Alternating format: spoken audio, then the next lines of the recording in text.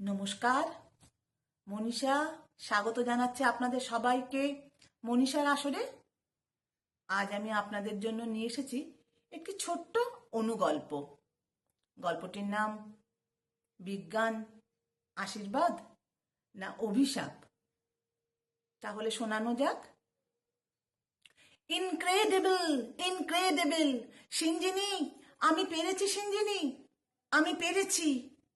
আয়নায় নিজের প্রতিবিম্ব দেখে শিশুর মতো উচ্ছ্বসিত ষাটোর্ধ্ব বিজ্ঞানী সোমপ্রকাশ সিনহা।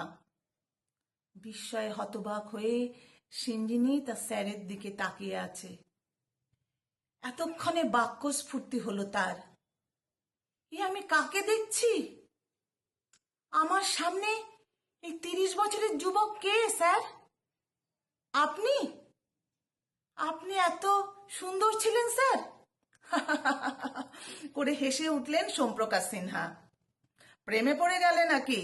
কিন্তু মনে রেখো, এর স্থায়িত্ব কিন্তু মাত্র কয়েক ঘন্টা।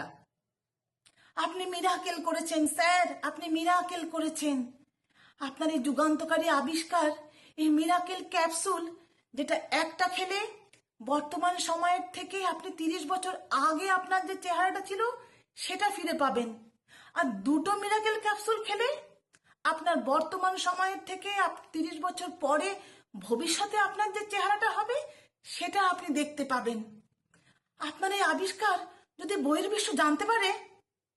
কথাটা শেষ করতে দিলেন না সোমপ্রকাশ। না, কিছুতেই না। আশা করি আমাকে অ্যাসিস্ট করার শর্তগুলো তুমি ভুলে যাওনি সিঞ্জিনি। তারপরে একটু নরম সুরে বললেন, তোমাকে তো সবটা বুঝিয়ে বলেছি। চারিদিকে অসাধু ব্যক্তিতে ভরে গেছে। আমার এই সাধনার, আমার এই আবিষ্কারের যাতে অপপ্রয়োগ না হয় সেই জন্যই আমার এই সিদ্ধান্ত।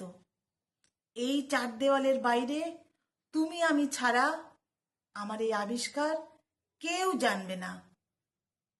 তারপরে একটু নরম সুরে, হালকা সুরে আবার বললেন, তুমি দুটো নেবে নাকি মিরাকেল ক্যাপসুল? তোমার এখন প্রায় 30, নিজের ষাটোর্ধ্ব চেহারাটা দেখবে নাকি একবার? একটুক্ষণ চুপ করে থেকে কেমন একটা অন্যরকম গলায় সিঞ্জিনি বলল, না না, থাক, এখন থাক, পরে সময় মতো নেব। সপ্তাহখানেক পরে সোমপ্রকাশ সোফায় বসে অলস হাতে টিভির নিউজ চ্যানেলগুলো সার্ভ করছিলেন। হঠাৎ একটা খবর এসে তিনি আটকে গেলেন। তার হাত থেমে গেল। উত্তেজনায় তিনি দাঁড়িয়ে পড়লেন।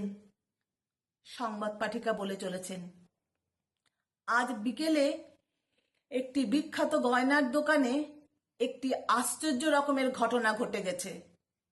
এক তরুণী বেশ কয়েক লক্ষাধিক টাকার গয়না হাতিয়ে উধাও হয়ে গেছে। তরুণীটি দোকানে ঢুকে তার পছন্দের গয়নাগুলোকে নিয়ে আয়নায় পরে দেখতে গেল, কিন্তু তারপরে সে আর ফিরল না।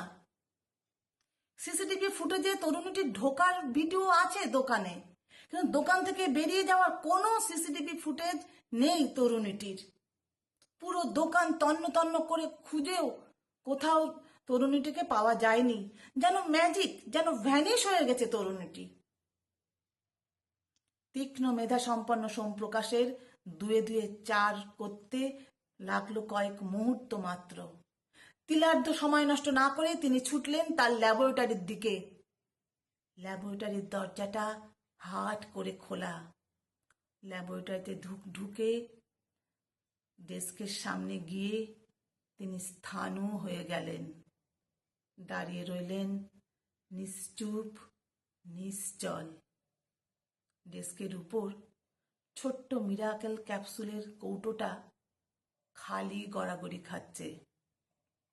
পাশে একটা ছোট্ট চিরকুট, তাতে লেখা, সরি স্যার, আপনার আবিষ্কারের অপব্যবহার করে ফেললাম। কলমে মনীষা দে। কেমন লাগলো জানাবেন। নমস্কার।